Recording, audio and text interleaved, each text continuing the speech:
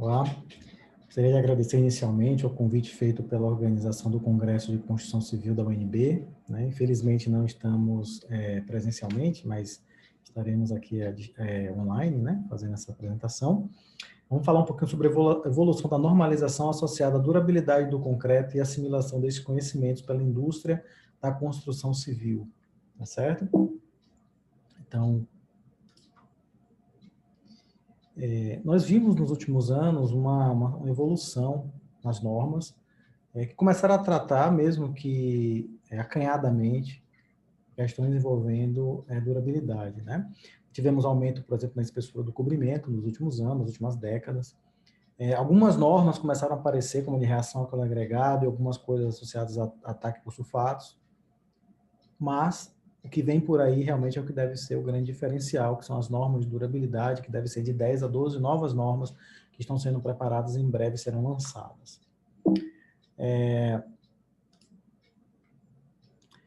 Nós observamos também nos últimos anos uma grande evolução dos aditivos nas adições, fazendo com que o concreto hoje seja muito mais do que a antiga mistura de cimento, agregado miúdo, agregado graúdo e água, né? A gente falava de concreto antes, era cimento, areia, brita e água, hoje está muito diferente. Então, nós temos muitos aditivos e muitas adições para melhorar ou alterar o comportamento, principalmente o desempenho dessas matrizes cimentícias, ok? Nos últimos anos também nós tivemos uma grande evolução no cálculo estrutural. E aí a gente coloca como uma questão, a princípio, negativa, e eu vou explicar um pouco melhor. A evolução foi fantástica, né? Softwares e técnicas de cálculo realmente muito superiores. E fez com que hoje as estruturas fossem projetadas de forma muito mais precisa. Isso fez com que elas ficassem mais esbeltas, né? E os materiais fossem utilizados cada vez mais próximos dos seus limites. Isso é muito bom do ponto de vista estrutural, do ponto de vista econômico. Mas quanto à durabilidade, nós temos alguns problemas, porque essa evolução do cálculo estrutural, ela não foi assimilada, ou ela não foi acompanhada com as aplicações de conceitos de durabilidade. Então, normalmente, os nossos colegas projetistas, eles não têm um domínio sobre essa parte aí da durabilidade. E isso é um problema, já que o projeto de durabilidade deveria iniciar na concepção. Nos últimos anos, nós também tivemos uma mudança na qualidade do cimento, com a sua proporção, no seu teor de clinker. E isso, para alguns aspectos foi positivo, para outros foi negativo, mas, na meu ver, para a durabilidade foi muito mais negativo do que positivo. Então, observem aí nessa tabela, aqui em preto é o novo teor de clinker, né, desde 2018 e de outras adições. E em vermelho era a composição antiga, né, anterior, antes de 2018. A gente pode observar que praticamente todos os cimentos tiveram uma redução drástica do teor de clinker. Isso, para algumas questões, isso é positivo, né? Por exemplo, para utilizações de concreto em grandes volumes, fundação, barragem, que você tem questão de calor de hidratação, você tem formação de etringita tardia, isso realmente é positivo.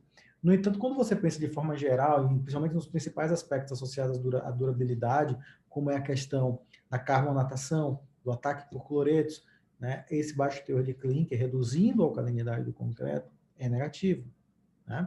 Então, esses são os nossos principais problemas de durabilidade. Então, eu acredito que é mais negativo do que positivo. Temos uma grande questão também associada à formação prévia dos nossos discentes. As nossas disciplinas de química, elas não abordam o que a gente precisava abordar para dar um conhecimento mínimo para a maior parte dos nossos estudantes. Né? Nossas disciplinas de química nas universidades, elas costumam ser algo muito parecido com o que se aprende no segundo grau, e não algo direcionado para a química dos materiais, a química que de fato nos interessa na engenharia. Eu digo isso porque a durabilidade está muito associada a fenômenos químicos, né? Todas as manifestações patológicas são decorrentes de fenômenos químicos. Tá? Então, a falta de conhecimento de base química dos nossos estudantes e, consequentemente, dos nossos engenheiros, realmente é um dos fatores que fazem com que os conceitos de durabilidade não sejam bem assimilados pela indústria da construção civil. Okay? Além disso, nossas disciplinas de materiais de construção, elas continuam abordando aspectos muito primários, né, que eram abordados há 15, 20 anos atrás, agregado, cimento, concreto, mas numa visão muito ultrapassada. Nós não temos parâmetros de durabilidade adequados. Por exemplo, nós falamos sobre agregados, né, questão de ataque por sulfatos, reação com agregados, estão associados a agregados normalmente, né? Então, qual é o melhor cimento em função de cada tipo de ambiente, quantas questões de durabilidade, dificilmente são abordados. Também acho que precisamos melhorar nesses aspectos. Na graduação, quantas possuem disciplinas da área de durabilidade, sejam elas obrigatórias ou optativas? Quantas disciplinas de estruturas que têm uma fortíssima interface com tudo isso se utilizam de conceitos de durabilidade para ir inserindo aspectos nos projetos ligados ao tema? Realmente são muito poucas, né? Na pós-graduação, obviamente, a gente já tem mais, como nós temos pós-graduação em engenharia civil na universidade, não são tantas assim, nós já temos alguma coisa ligada à durabilidade. Nós fizemos esse levantamento aí que está apresentado nessa tabela, sobre os cursos de engenharia civil, os que possuem disciplina na área de durabilidade, seja ela obrigatória ou optativa. É claro que o ideal era fazer um levantamento de todas as instituições do Brasil, só que seriam mais de 4.000 instituições, cerca de 2.000 e tantas com curso de engenharia civil, então eu acabei me limitando a avaliar o que ocorre nas federais. E como elas estão distribuídas em todo o Brasil, eu acredito que seja um bom retrato da realidade nacional. Então, entre as 69 universidades federais, 55 apresentam curso de engenharia civil e apenas 38 apresentam alguma disciplina na área de durabilidade, sendo que apenas 7, isto é, 12%, apresentam alguma disciplina obrigatória. Né? Obviamente, o maior destaque que a gente observa aqui é a região sul do país, onde 100% das universidades possuem alguma disciplina ligada ao tema. Né? E aí nós temos também um razoável número aí no Centro-Oeste, né, aí no Nordeste, depois o Sudeste não está em situação muito positiva, assim como o Norte. Então, vemos que ainda existe um grande espaço a ser alcançado, a ser desenvolvido para a formação dos nossos estudantes quanto às disciplinas da área de durabilidade. Isso está intimamente ligado com a assimilação pela construção civil, porque é difícil a pessoa no campo, a pessoa que trabalha na obra, passar a ter um conhecimento que não tinha. Ele tem que trazer pelo menos alguma base da sua formação, né, da sua formação de graduação. Tudo que nós vamos falar aqui está associado à vida útil. Vamos lembrar que vida útil, aqui tem um modelo proposto pelo professor Paulo Helene, a vida útil que nos interessa é a vida útil de projeto. Final de vida útil não significa um edifício entrar em colapso, né? Final de vida útil significa carbonatação chegar num nível que alcance a armadura e comece a corroer. Os cloretos chegarem numa concentração de risco e começar a intensificar o processo de corrosão. É claro que entre o fim da vida útil e o colapso você tem um grande tempo. E é nesse tempo que nós precisamos fazer intervenção, se nós não estivermos fazendo um monitoramento preventivo, que seria o ideal. Né? Então, tudo que a norma fala sobre vida útil, na verdade, ela está falando de vida útil de projeto. Ok? Então, isso é muito importante. A norma de desempenho, a NBR 15575, ela trata da vida útil de projeto para vários componentes e sistemas. Para a estrutura, ela trata que a vida útil de projeto tem que ser no mínimo 50 anos. Né? Para algumas outras estruturas, né, de maior importância, 63 ou 75 anos. O que seriam essas estruturas de maior importância? Estruturas públicas de grande porte, que têm um grande apelo social e econômico, como estádio de futebol, centro de convenção, dutos, pontes e etc. Tá certo? Então, são essas aí os parâmetros que nós temos de vida útil de projeto com relação às normas brasileiras. Tá? A NBR 6118, ela classifica, né, os nossos ambientes em 4 possibilidades de uma agressividade que vai de fraca, moderada, forte a muito forte. Tá certo? E associa isso ao risco de deterioração da nossa estrutura. Ok? Vejam que nós temos um país continental dividido em apenas 4 possibilidades, o que, a meu ver, também é uma falha. A mesma NBR 6118 trata a durabilidade, né, trata da agressividade, propondo uma relação água-cimento máxima em função de cada nível de agressividade para concreto armado e concreto protendido, como está nessa tabela. Aí vocês todos conhecem certamente. Essa mesma norma trata do cobrimento, que também é função da classe de agressividade. Então, vejam, é isso que as nossas normas tratam quanto à durabilidade. É algo extremamente simples, é algo extremamente limitado e não vai resolver o problema, tá? Não vai resolver. Nas últimas versões da norma, da NBR 1118, já tivemos uma tabela de microclima, que já é um ponto um pouco mais favorável do que o macroclima, porque consegue distinguir pontos específicos, né, da estrutura em situações específicas. Já é um avanço, tá? Ainda bem limitado, né, mas é um avanço. Nós temos alguns níveis de abordagem com relação às questões da durabilidade. O nível 1 de abordagem é o nível de abordagem prescritiva. Nesse nível 1 de abordagem, são levados em consideração o consumo de cimento mínimo, a relação água aglomerante, o cobrimento, o FCK, o tipo de cimento. Tudo aquilo que nós aprendemos na faculdade. Tudo aquilo praticamente que a norma que eu acabei de falar agora trata, né? Teoricamente, isso não vai ser adequado para uma vida útil de projeto de 50 anos. Na verdade, não estava sendo adequado nem para a determinação de uma vida útil de projeto de 30 anos, como estava acontecendo até a última atualização da norma, né? Então, essa abordagem prescritiva, que é aquela primeira abordagem, aquela que a gente aprende no nosso dia a dia, ali, nos primeiros contatos com concreto, ela não vai ser suficiente para poder projetar uma estrutura para a vida útil de projetos 50 anos. Nós temos o segundo nível de abordagem, que já é uma abordagem mista, que utiliza todos os itens da abordagem prescritiva, além de indicadores de durabilidade, como coeficiente de permeabilidade à água e ao gás, coeficiente de difusão de cloretos, resistividade e resistividade elétrica. Esse nível 2 de abordagem vai ser adequado para a vida útil de projeto, que varia de 50 a 100 anos, né? Já conseguimos uma abordagem que nos dá alguma segurança para atingir a norma brasileira. Mas veja, esse já é o primeiro caminho. Então, o controle tecnológico do concreto hoje não pode mais se limitar a ensaio de resistência à compressão. Nós temos que saber a resistência à compressão FCK é tanto, o SLAMP é tanto, o coeficiente de fusão ao gás é tanto, o coeficiente de fusão à água sob pressão é tanto, a resistividade elétrica mínima tem que ser igual a tanto, ok? Então, esse é o segundo nível que nós estamos tentando implementar no Brasil. Nós temos ainda o terceiro e o quarto nível de abordagem, que são utilizados em várias partes do mundo, né? Aqui no Brasil, infelizmente, não, que tratam da abordagem de desempenho. É uma abordagem ligada a modelos, né, preditivos para a determinação da vida útil, que utiliza modelos simples, que no caso é o nível 3, ou mais complexos, mais sofisticados, que seria o nível 4 de abordagem. Ok? Então, são modelos que já utilizam, modelos que já se utilizam de equações matemáticas, né, de avaliações mais complexas, para que assim nós tenhamos uma possibilidade de projetar uma vida útil superior a 100 anos. Nós temos diversos problemas mais usuais na nossa área, né, com relação à durabilidade. Aqui existem vários. Reação ao calor agregado, carbonatação e a questão dos cloretos normalmente são as mais importantes. E eu vou abordar de forma mais intensa aqui reação ao calor agregado e carbonatação para mostrar para vocês a diferença que a normatização faz no nosso cotidiano e na assimilação desses conhecimentos pela construção civil. Ok? Então, eu vou começar falando da reação ao álcool agregado. Os primeiros casos de reação ao álcool agregado aconteceram até a década de 30, entre 1910 e 1930 do século passado.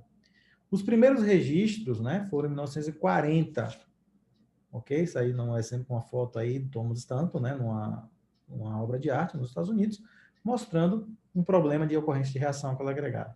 Depois disso, nós tivemos vários casos registrados nos Estados Unidos, Dinamarca, Austrália, Portugal, no Brasil e em vários outros lugares, né? Hoje, a reação com agregado é considerada a principal causa de deterioração do concreto. Lembrando que a corrosão é a deterioração do aço, né?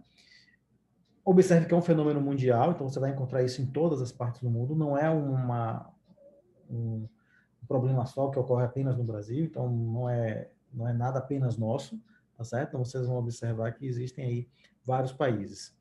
O primeiro caso que está registrado no Brasil aconteceu em 1964, na usina hidrelétrica de Peti, em São Gonçalo, Minas Gerais. Tá? Então, de lá para cá, nós tivemos vários outros registros. Como é que foi a evolução do conhecimento da reação ao calor agregado, né? Entre 1947 e 1952, Richard Mellon, né, já tinha alguns casos, lembrando, até a década de 30, né, 1940, aquele primeiro registro lá nos Estados Unidos, Richard Mellon começou a fazer pesquisa, utilizando 71 tipos de agregado, verificando várias possibilidades. Ele observou que alguns apresentavam sílica dissolvida, tá? E ele começou a elaborar gráficos para estabelecer limites entre agregados que seriam considerados deletérios e agregados que seriam considerados inócuos. Vejam, essa pesquisa acabou em 1952. Apenas em 1987, a NBR 9774 foi criada para tratar desse método químico de avaliação da reatividade do agregado, que foi cancelada. Olha a justificativa, essa norma não é mais utilizada pelo setor. Observe que, então, foi uma norma que não pegou, né? Ela não era usada, não era respeitada, então ela foi cancelada, ok? Nós temos também o pesquisador russo Albert Osipov, que em 1985 estudou vários tipos de agregado e criou um método também, né? Submeteu o agregado durante 60 segundos a 1000 graus, ele observava que o agregado seria reativo se ele fragmentasse, porque se ele fosse reativo, ele iria expandir, e ao expandir, ele iria fragmentar. Esse foi um método que Osipov criou. Tivemos também um outro método, chamado método das rochas carbonáticas, né? Isso é específico para rochas carbonáticas, é criado em 1985, normatizado no Brasil em 1988, pela NBR 10.340, ok? Só que observe, pelo mesmo motivo, essa norma não é mais utilizada pelo setor, ela foi cancelada, ok?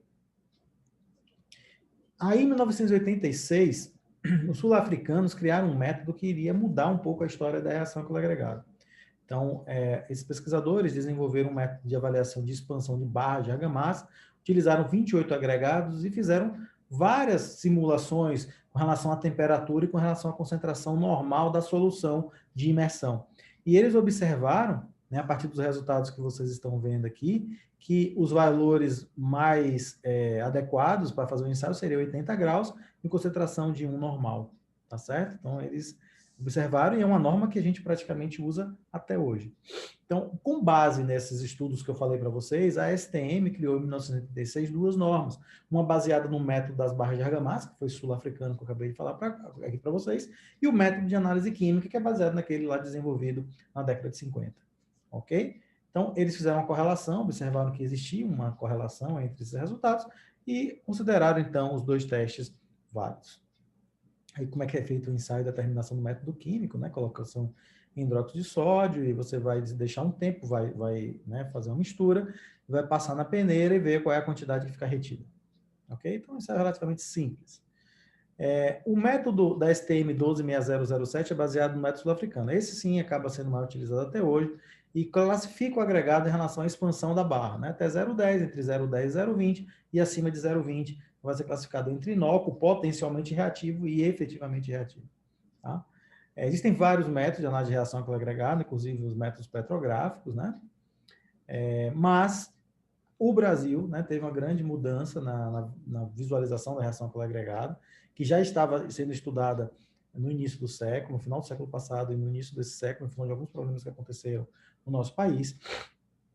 E aí foi lançada uma coletânea, inicialmente com 6 partes, e depois, em 2018, com atualização, passou a ter 7.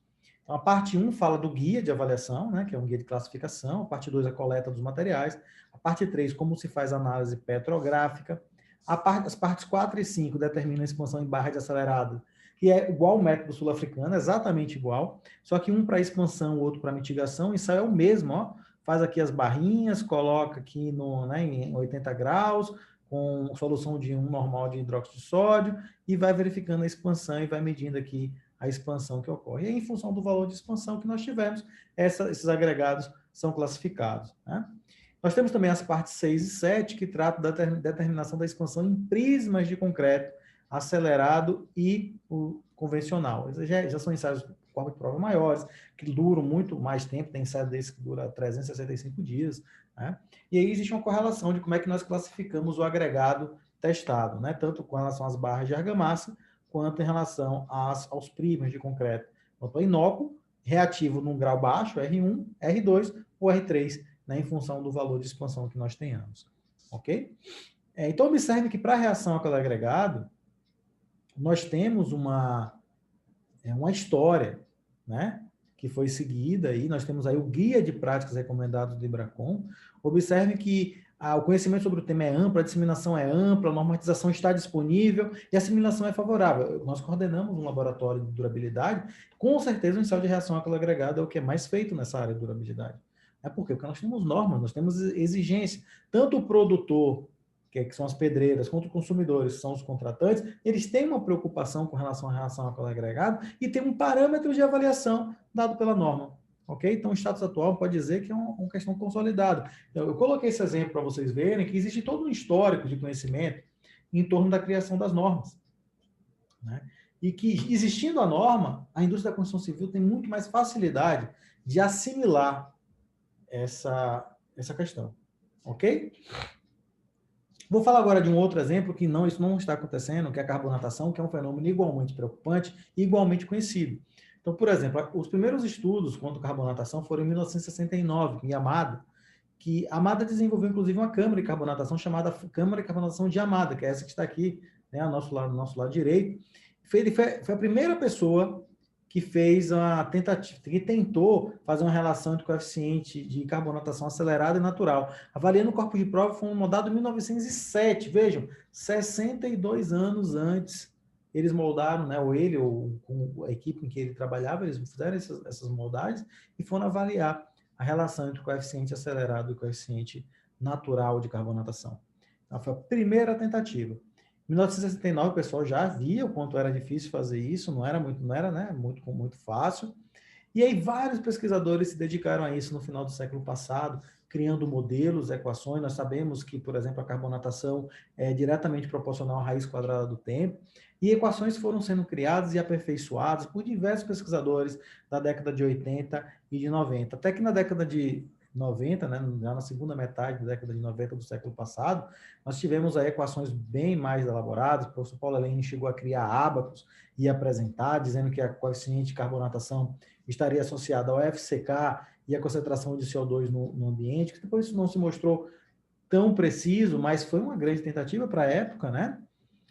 Nós tivemos as pesquisas de esquerda, o Andrade, que fez também uma elaboração para a determinação do período de iniciação, aquele primeiro período lá da vida útil do projeto, ok? Então, vejam que também existe um conhecimento desenvolvido ao longo desse tempo. A grande dificuldade que existia até 1988 era a ausência de normas. Não existiam normas para fazer nada em carbonatação. Até que em 1988 foi criada uma norma, um procedimento da Hillen para a determinação da profundidade carbonatada. Agora, observe, determinar a profundidade carbonatada ainda era muito pouco, porque não se tinham parâmetros para poder fazer a carbonatação acelerada.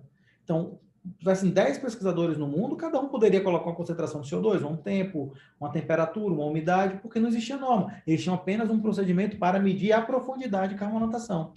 Ok? Mas já era alguma coisa, né? 1988. Então, várias normas e procedimentos foram criados, observem cada um com uma condição de exposição na câmara, né? Observe a umidade relativa, temperatura e teor de CO2, cada um com um número, né? Até que, em 2015, a norma ISO, né, 1920, ela acabou trazendo, né, parâmetros que passaram a ser seguidos em todo o mundo, ok? Esses parâmetros aí, concentração de CO2, umidade relativa e temperatura, né, e as dimensões dos corpos de prova e os momentos em que deveriam ser realizados os ensaios. A princípio, 53, 63, 70 dias e, de forma optativa, 35, 49 e 90 dias. Ok? Então, veja, agora já temos parâmetros. Mas ainda temos o problema de associar o valor. Agora já tínhamos norma para fazer o ensaio acelerado para medir a profundidade de carbonatação, mas como associar isso ao real, para fazer um projeto, né? Então, recentemente, diversos estudos foram desenvolvidos para determinar a concentração de CO2 no ambiente, né? Então, foi uma classificação proposta, aqui tem várias, né? Mas aqui é uma classificação baseada em mais de 150 estudos, entre ambiente rural, urbano leve, urbano médio, urbano pesado, industrial leve, industrial pesado, em função da concentração de CO2, ok? A avaliação em loco, também foram estabelecidos parâmetros, utilizando furadeira rotativa, tirando pequenas quantidades do material em profundidade diferente, verificando até que ponto ocorre a carbonatação. Ou extraindo um testemunho, rompendo esse testemunho sobre tração na flexão e verificando a profundidade carbonatada. É claro que o uso da furadeira rotativa para a retirada das amostras pulverizadas acaba sendo mais indicado pelo fato de não ser destrutivo, não precisa fazer uma recuperação na estrutura em seguida, né? E aí, as pesquisas começaram a desenvolver, e aí nós fizemos um estudo que envolveu diversos trabalhos em todo o mundo, correlacionando o coeficiente acelerado e o coeficiente natural. E observamos que os valores aproximados seriam esses aí para os ambientes que nós tínhamos tratado na tabela anterior. Então, por exemplo, para o ambiente industrial pesado, a relação é 3, isto é, o ensaio feito na câmara de carbonatação acelerada é 3 vezes mais rápido do que ocorre no ambiente para um ambiente industrial leve. Então, tendo o resultado do coeficiente de carbonatação acelerado, se eu dividir esse número por 3, eu tenho aproximadamente o valor do coeficiente natural. Então, eu consigo, com o coeficiente natural, fazer o cálculo em função da espessura de cobrimento e chegar nesse valor de vida útil de projeto. Ok? Calcular, então, a espessura de cobrimento em função da vida útil de projeto desejado. E aí, com base nesses cálculos que eu acabei de fazer, foi proposta aí essa classificação, né, usando o coeficiente de carbonatação acelerado para propor a qualidade do concreto em função desses valores. Então, observe que o conhecimento de carbonatação ele é amplo, a disseminação é razoável, a normatização internacional está aí, a nacional está indisponível por enquanto, mas já temos aqui as práticas recomendadas do IBRACON que vão direcionar para isso, já foram concluídas. A assimilação pela construção civil é baixa, porque não existe norma, né? Então, a construção civil até sabe o que é carbonatação razoavelmente, mas não mede. Ninguém pede um ensaio de determinação do coeficiente de carbonatação, né? de um concreto, porque não tem norma para estabelecer parâmetros. E a partir do estabelecimento das normas, nós acreditamos que essa realidade deve mudar.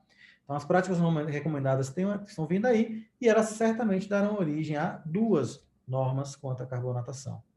Ok? Então, eu mostrei essas duas em detalhes, reação alcoólica agregada e carbonatação, apenas para você ver a diferença que faz você ter normas já existentes e consolidadas e não ter.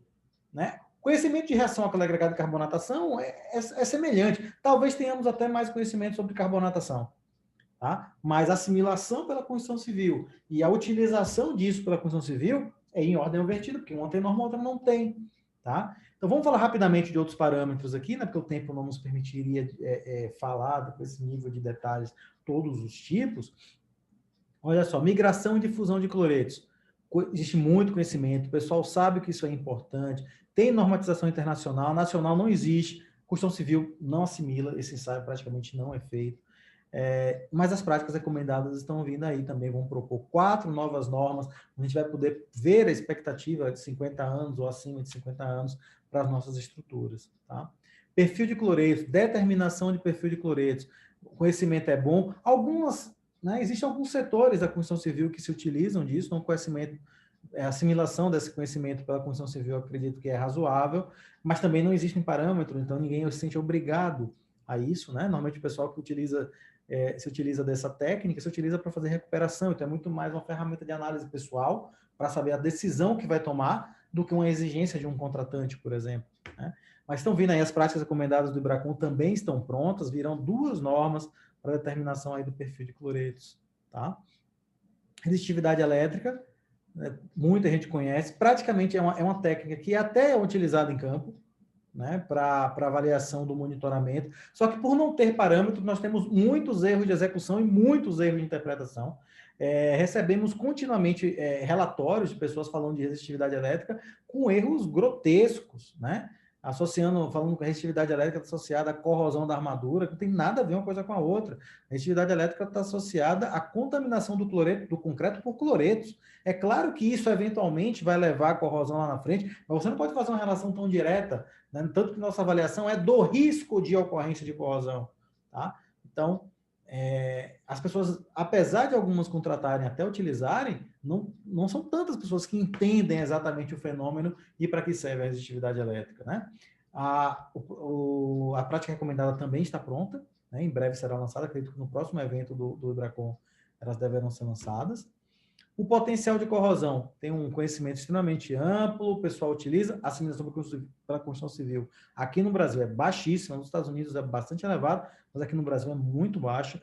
Também temos uma prática recomendada que também deverá ser lançada em breve.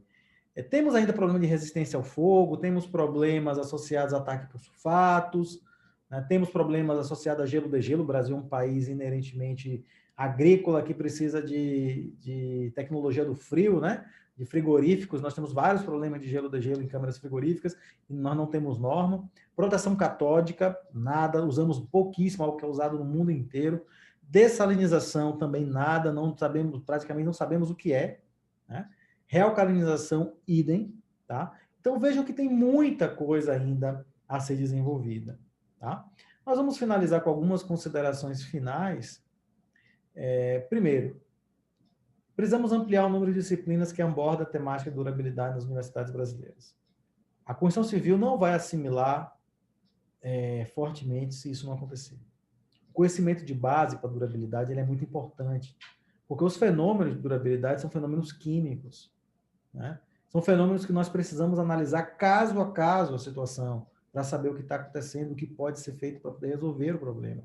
Então, não existem receitas de bolo em durabilidade, nós precisamos ter conhecimento, e aí as disciplinas podem ajudar bastante com relação a isso. Precisamos de uma visão interdisciplinar, né? O pessoal da área de materiais, com a área de estruturas, com a área de geociências, né? Para poder resolver alguns problemas. Participações em eventos sobre o tema, então, né, parabéns aqui já de antemão aos colegas da UNB, por mais um evento sendo criado, isso vai ser, certamente esse já está sendo um sucesso, os próximos também serão, mas precisamos de cada vez mais eventos para poder disponibilizar informação às pessoas, né? Nem todo mundo tem condições de viajar, nem todo mundo tem condições de gastar valores exorbitantes em inscrições de eventos, então eventos que sejam gratuitos ou baratos, né, que um valor acessível às pessoas, eu acho que são muito importantes. As normas devem ser criadas, vocês acho que conseguiram observar o quão é importante nós termos normas para que a Constituição Civil, entre aspas, assimile os conhecimentos. Então, nós temos aí várias normas que devem ser criadas. Outras devem ser atualizadas, como resistência ao fogo, que são normas que já existem, mas estão ultrapassadas, tanto que se utilizam as normas dos corpos de bombeiros dos estados, né? E os comitês futuros aí para desenvolver normas nessas 5 linhas aí que estão colocadas, que já foram abordadas, que não existem, não tem nada no Brasil sobre o tema, e inclusive o conhecimento também não é muito elevado, diferente das outras, tá? Então, acho que ficou claro a importância da normatização e dessas práticas recomendadas do IBRACON que foram criadas, né? Esse atraso, nós estamos muito atrasados em relação ao resto do mundo, com relação a esses aspectos, muito atrasados. Mas, por outro lado, esse atraso também nos permite uma maior reflexão. Eu acredito que as normas brasileiras sobre o tema terão uma qualidade muito boa, porque nós hoje estamos olhando para várias normas que existem no mundo, que já estão consolidadas, estamos tentando aproveitar o melhor de cada uma delas. Então, eu acredito que nós teremos normas espetaculares. Espero que a Constituição Civil assimile, de fato, isso e utilize, de fato, esse conhecimento com relação a estas normas, tá? Para que em breve a gente tenha um quadro como esse todo verde. Eu acredito que hoje só a reação ao calor agregado nós podemos considerar que tem conhecimento, disseminação, norma e assimilação. Então, ela pode estar consolidada. As outras não, né? Eu acho que as outras ainda têm um árduo caminho e eu espero que com o tempo a gente vá pintando esses quadradinhos aí de verde e todas estejam consolidadas, né? E é para isso que as normas estão sendo criadas, práticas recomendadas do IBRACON. Aqui, falando do CT 702 do IBRACON, né, as reuniões, aqui as primeiras reuniões, a reunião de abertura do comitê, aqui é a reunião presencial que nós tivemos, a segunda reunião que aconteceu em Fortaleza, no último evento, a terceira agora aconteceria em Florianópolis, né, só que foi adiada para o ano que vem, onde nós vamos apresentar já a versão final das primeiras 5 práticas recomendadas. Tá? Agradecer ao meu grupo de pesquisa, o LEDMA, né, já que é um grupo de pesquisadores que me dão muito suporte, tá? Então eu queria agradecê-los. Divulgar também nossa obra sobre corrosão e degradação de estruturas de concreto armado, tá certo? O evento que nós desenvolvemos já há algum tempo, trabalhando junto com os colegas, o Degrada 2020, no 4º Encontro Luso-Brasileiro de Degradação de Estruturas de Betão, né, como os colegas portugueses chamam, que acontecerá de 18 e 19 de março em Aveiro, a belíssima cidade de Aveiro, em Portugal. O evento ainda não se sabe se será 100% online ou misto, online e presencial, ok? Mas passou para março. o nosso Baducon de 9 a 12 de dezembro, que já está confirmado, e vai acontecer online, 100% online. Então, as inscrições já estão abertas. Peço a vocês que entrem aí no site, né, para poder ver e se interessar, fazer a inscrição, que será muito bom contar com vocês. Tá? A programação está excelente. Então, é isso. Finalizo aqui a minha apresentação. Eu queria agradecer ao convite, né, da organização para palestrar, ok? E ficamos aí à disposição dos colegas para qualquer dúvida que, porventura, vocês tenham. Então, um abraço a todos.